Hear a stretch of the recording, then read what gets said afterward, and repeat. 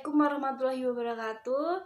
Saya Irfatur Rosyada, NIM 71014181318, Rombel Pendidikan Akuntansi A 2018, mata kuliah Desain dan Strategi Pembelajaran.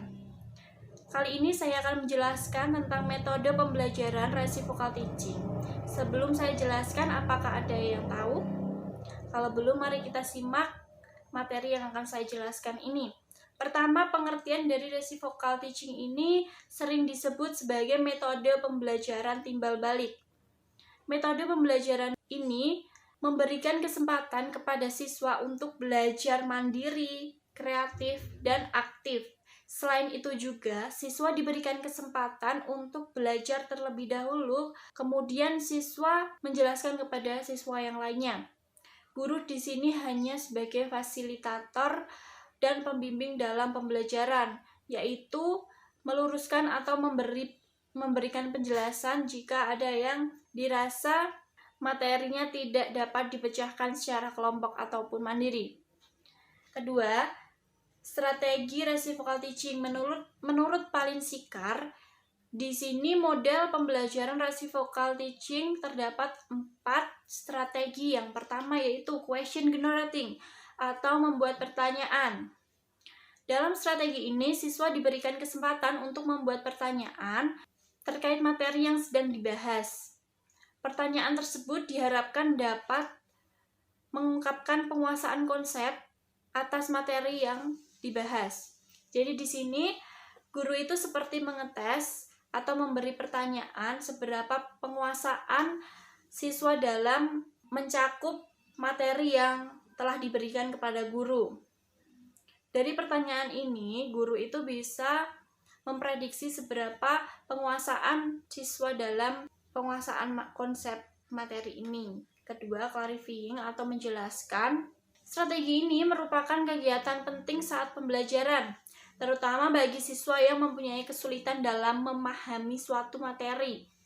Siswa dapat bertanya kepada guru tentang konsep yang dirasa masih sulit atau belum bisa dipecahkan bersama kelompoknya. Selain itu juga dapat mengklarifikasi konsep dengan memberikan pertanyaan kepada siswa. Jadi di sini guru itu seperti mengevaluasi ketika ada murid yang kurang jelas dalam materi yang telah disampaikan kepada guru. Jadi di sini guru tahu apa yang disebabkan siswa ini kurang menguasai dalam materi yang saya jelaskan. Jadi di sini guru mengevaluasi. Ketiga, predicting atau memprediksi. Strategi ini merupakan strategi di mana siswa melakukan hipotesis atau perkiraan mengenai konsep yang akan didiskusikan selanjutnya oleh penyaji. Kelima, summarizing atau merangkum. Dalam strategi ini terdapat kesempatan bagi siswa untuk mengidentifikasi atau mengintegritas informasi-informasi yang telah terkandung dalam materi. Ketiga, langkah-langkah pembelajaran reciprocal teaching. Model pembelajaran reciprocal teaching ini menerapkan 4 strategi pemahaman mandiri, yaitu menyimpulkan bahan ajar, menyusun pertanyaan dan menyelesaikannya, menjelaskan kembali pengetahuan yang telah diperoleh sebelumnya. Keempat, memprediksi pertanyaan selanjutnya dari persoalan yang disodorkan kepada siswa. Menurut Pauline Sikar dan Brown, langkah-langkah pembelajaran reciprocal teaching ini adalah sebagai berikut. Pertama, pada awal pembelajaran, guru bertanggung jawab memimpin tanya jawab dan melaksanakan keempat strategi pembelajaran terbalik atau reciprocal, yaitu merangkum, menyusun pertanyaan, menjelaskan kembali, dan memprediksi. Kedua, guru menerangkan bagaimana cara merangkum, menyusun pertanyaan, menjelaskan kembali, dan memprediksi setelah membaca.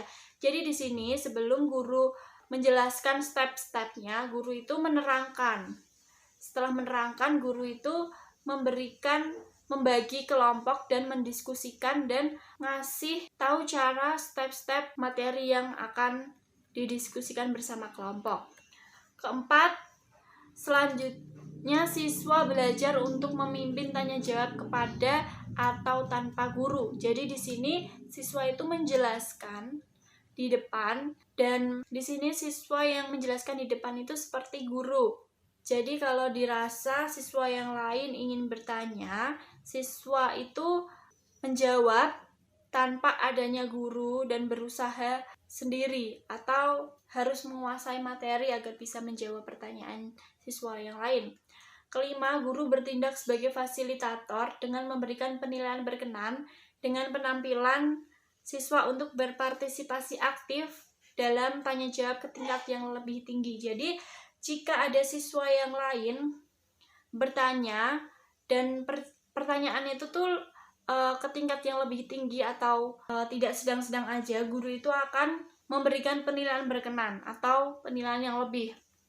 Reciprocal teaching ini ada kelebihan dan kekurangan. Di sini saya akan menjelaskan kelebihan terlebih dahulu. Kelebihan pembelajaran reciprocal teaching ini sebagai berikut. 1. Mengembangkan kreativitas siswa. 2. Memupuk kerjasama antar siswa. Jadi di sini kenapa bisa dikatakan memupuk kerjasama antar siswa? Karena di sini diperlukan kerja kelompok atau diskusi. Ketiga, menumbuhkan bakat siswa terutama dalam berbicara dan mengembangkan sikap.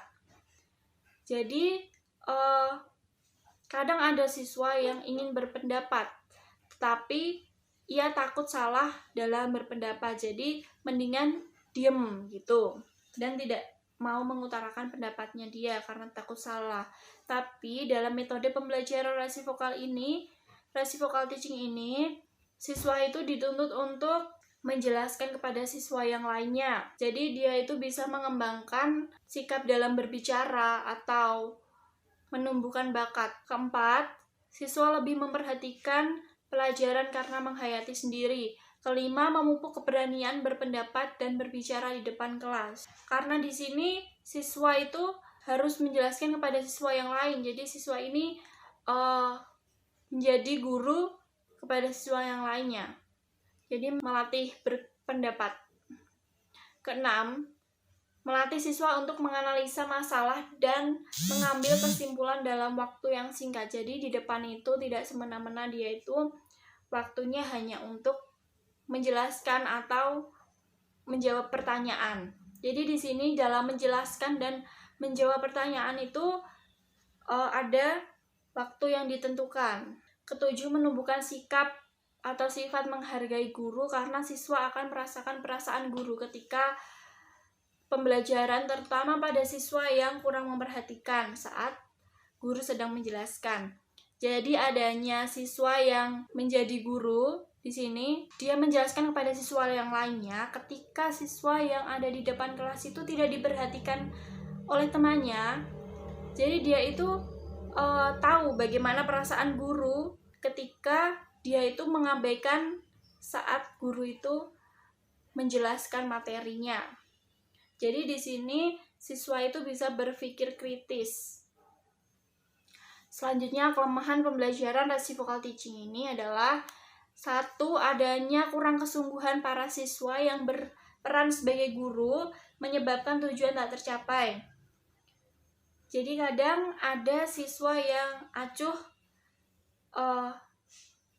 akan bab yang akan dijelaskan di depan.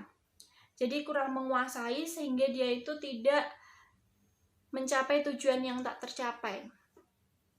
Kedua, pendengar atau siswa yang berperan sering menertawakan tingkah laku siswa yang menjadi guru sehingga merusak suasana. Kembali ke kelemahan yang pertama.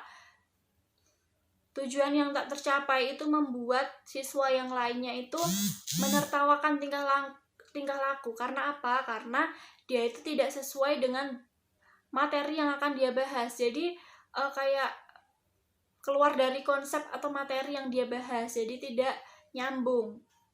Dan siswa yang lain menertawakan tingkah laku. Akhirnya merusak suasana kelas.